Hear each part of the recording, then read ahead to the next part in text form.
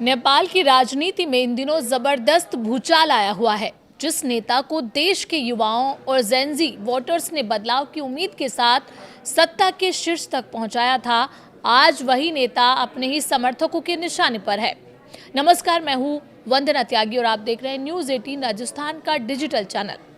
काठमांडू की सड़कों पर विरोध प्रदर्शन हो रहे हैं और प्रधानमंत्री से इस्तीफे की मांग उठ रही है।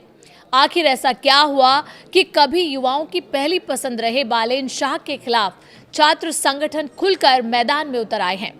क्या ये सिर्फ एक विवादित बयान का असर है या इसके पीछे कहीं ज्यादा गहरी नाराजगी छिपी हुई है? आइए इस पूरे मसले को समझते हैं। विवाद की कहानी क्या है वो भी जानते हैं। नेपाल के प्रधानमंत्री बालेन शाह के एक बयान से देश में भूचाल आ गया।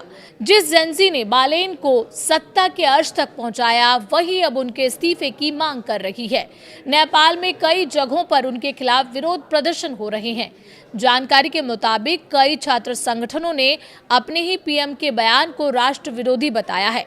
छात्रों ने काठमांडू में मशाल जुलूस भी निकाला है।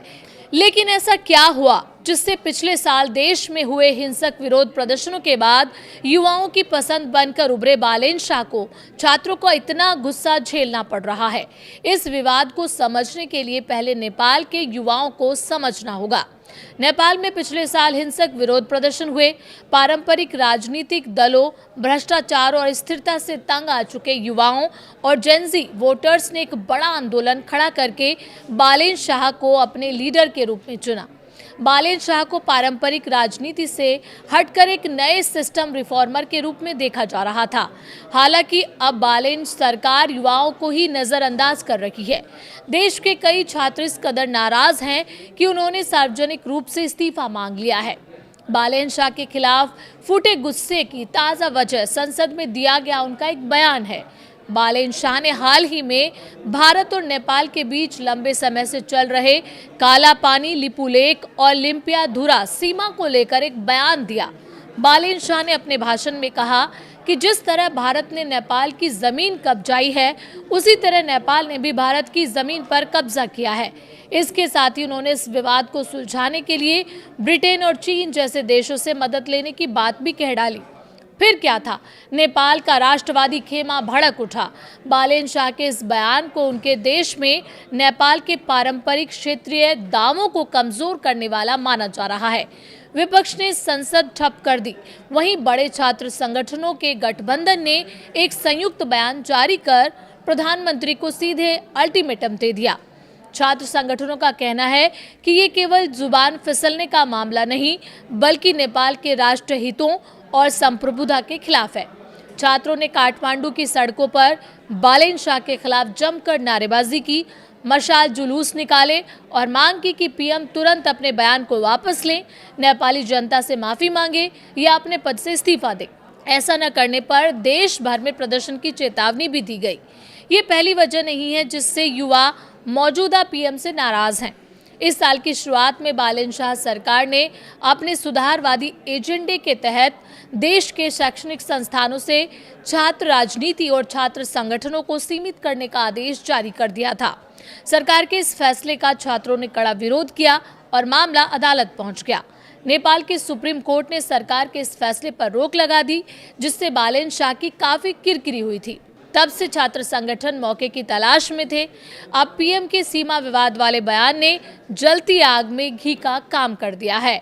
नेपाली पीएम के बयान पर भारत ने भी करारा जवाब दिया। भारत ने बीते मंगलवार को नेपाल के साथ सीमा विवाद के समाधान में किसी भी तीसरे पक्ष की भूमिका को सिरे से खारिज कर दिया। विदेश मंत्रालय के प्रवक्ता रणधीर जायसवाल ने कहा कि दोनों पक्षों को सीमा मुद्दे को द्विपक्षीय बातचीत से ही सुलझाना चाहिए। बता दें कि नेपाल और भारत के बीच लिपुलेख, लिम्पियाधुरा और काला पानी को लेकर पुरानी सीमा विवाद है। भारत ने कई बार ये साफ किया है कि ये क्षेत्र उत्तराखंड का हिस्सा है। जायसवाल ने एक प्रेस ब्रीफिंग में कहा, सीमा से जुड़े सभी मुद्दों के समाधान के लिए भारत और नेपाल के बीच द्विपक्षीय तंत्र मौजूद है। सभी संबंधित पक्षों को ये स्पष्ट होना चाहिए कि भारत और नेपाल के बीच द्विपक्षीय मामलों में किसी तीसरे पक्ष की कोई भूमिका नहीं है। उन्होंने आगे कहा कि भारत नेपाल सीमा का लगभग 98% हिस्सा निर्धारित हो चुका है, लेकिन कुछ हिस्से अब भी अनसुलझे हैं। गंडक नदी के मार्ग में बदलाव के कारण ये स्थिति उत्पन्न होती है। इसके अलावा सीमा के कुछ चिन्हित क्षेत्रों में नो मेंस लैंड पर अतिक्रमण और सीमा पर कब्जे के कुछ मामले सामने आए हैं। दोनों देश इसे सुलझाने की कोशिश कर रही हैं। तो कुल मिलाकर बालेन शाह के एक बयान ने नेपाल की राजनीति में नया तूफान खड़ा कर दिया है।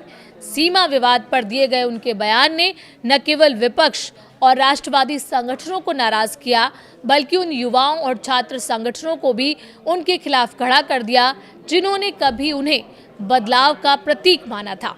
अब सवाल ये है कि क्या बालेन शाह अपने बयान पर सफाई देकर और माफी मांगकर इस राजनीतिक संकट से बाहर निकल पाएंगे, या फिर ये विवाद उनकी लोकप्रियता को बड़ा झटका देगा। इस पूरे मामले पर आपकी क्या राय है, आप हमें कमेंट करके बता सकते हैं।